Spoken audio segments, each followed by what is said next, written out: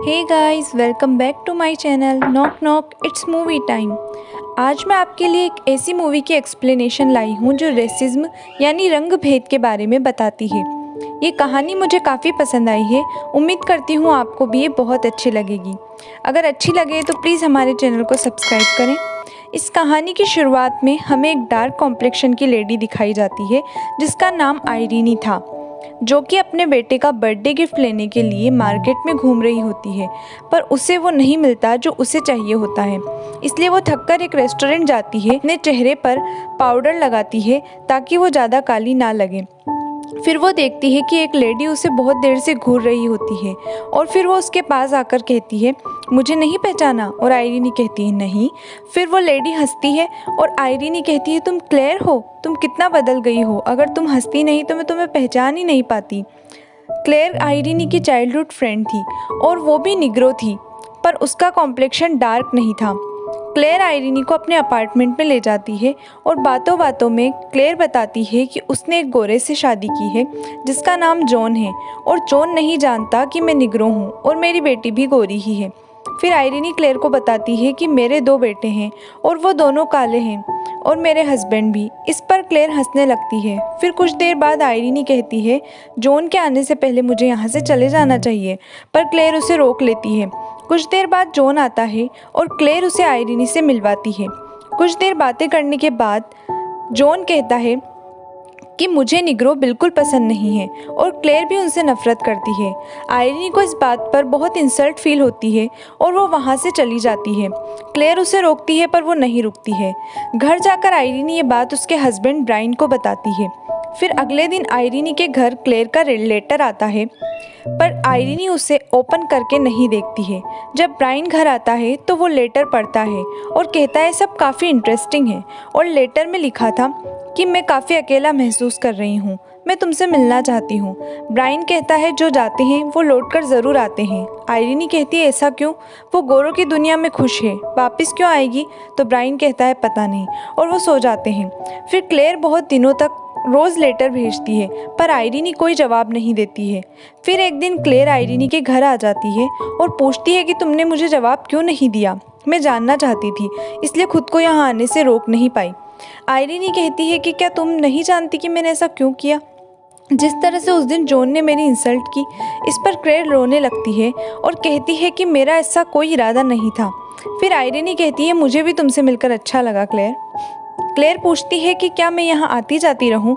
तब आयरीनी उसे समझाती है कि तुम्हारी एक बेटी है, उसके बारे में सोचो, अगर जॉन को पता चला तो क्या होगा? पर क्लेयर फिर भी जिद करती है और आयरीनी के बेटों से भी दोस्ती कर लेती है, और वो देखती है कि आयरीनी किसी पार्टी के अरेंजमेंट में बिजी थी, तो क्लेयर कहती है, मैं भी वहाँ आना चाहती हूँ। पहले आयरीनी मना कर देती है, पर क्लेयर की जिद करने पर वो वहाँ कर देती है। आयरीनी रात को ब्रायन को बताती है कि क्लेयर भी पार्टी में आने वाली है।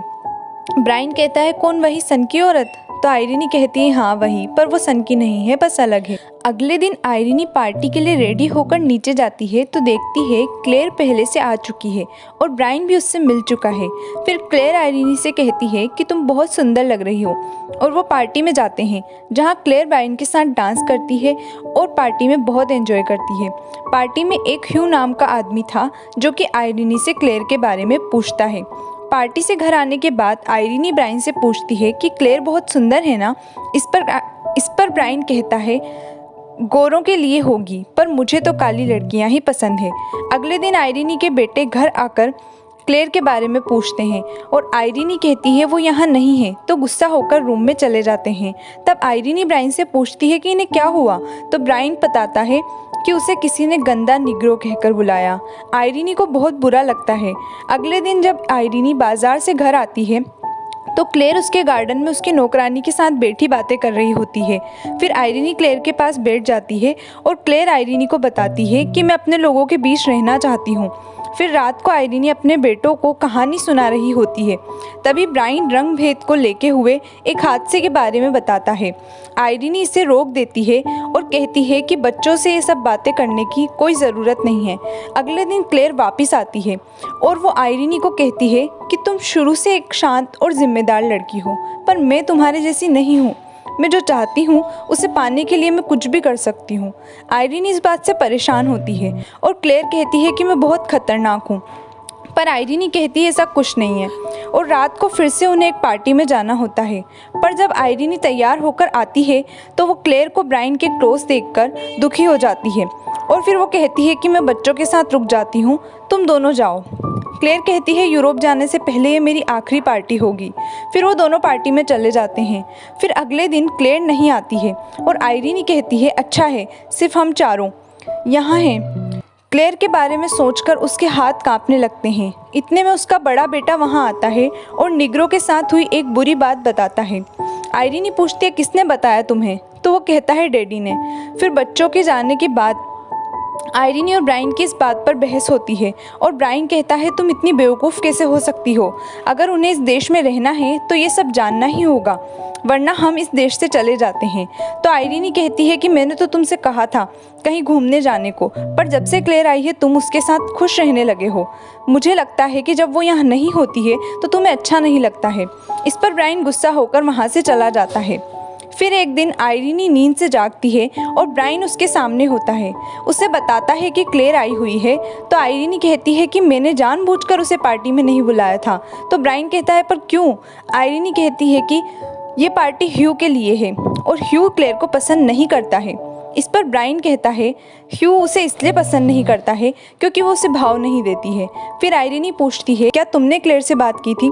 ब्रायन कहता है हाँ, मुझे अच्छा नहीं लगा तुम्हारा उसे नहीं बुलाना, इसलिए मैंने ऐसा किया। फिर वो पार्टी में जाते हैं और वहाँ भी आयरीनी क्लेयर को ब्रायन के साथ देखकर कांपने लगती है, जिससे उसके हाथ से चीनी की केतली गिर जाती है। सब उसे शॉकिंग रिएक्शन से देखते हैं और वो बात को टाल देती है। फिर ब्रायन अपनी प्रोफेशनल पार्टी में क्लेयर को बुलाता है।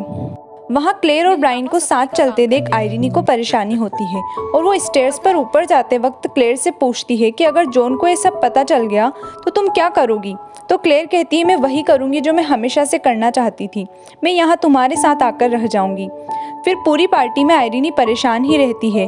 फिर क्लेयर आयरीनी के पास जाती है और उसे परेशान देखती है। इतने में जॉन वहाँ आ जाता है और उसे सब पता चल चुका था कि क्लेयर एक निग्रो है। जॉन को देखकर क्लेयर खिड़की से पीछे देखती है और अपना एक कदम पीछे रखती है। जैसे ही जॉन के पास आता है, आयरीनी उसे जॉन से बचाने के लिए अपना हाथ बढ़ाती है और अचानक से क्लेयर नीचे गिर जाती है। आयरीनी समझ नहीं पाती कि ये सब क्या हुआ और बाकी लोग नीचे की ओर भागते हैं। फिर आयरीनी भी नीचे जाती है।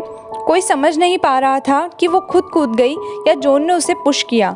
पुलिस आयरीनी से पूछती है कि क्या ये एक हादसा था या जॉन ने उसे धक्का मारा। आयरीनी कहती है ये एक हादसा था और आयरीनी ज़ोर से रोने लगती है। ब्रायन उसे संभालता है और सब मान लेते हैं कि ये एक हादसा ही था। तो आप लोगों को क्या लगता है कि क्या आयरीनी ने क्लेयर को पुश किया या जॉन ने, या फिर वो खुद ही कूद गई? मुझे लगता है कि क्लेयर खुद ही वहाँ से कूद गई थी क्योंकि वो जानती थी कि पीछे खिड़की है और उसने अपना एक कदम पीछे भी बढ़ाया था। आप लोग कमेंट सेक्शन में अपना ओपिनियन ज़रूर बताएं। वीडियो अच्छी लगी हो तो लाइक करें और आप किस तरह की कहानी सुनना पसंद करते हैं ये भी कमेंट्स में ज़रूर बताएं। Thank you for watching.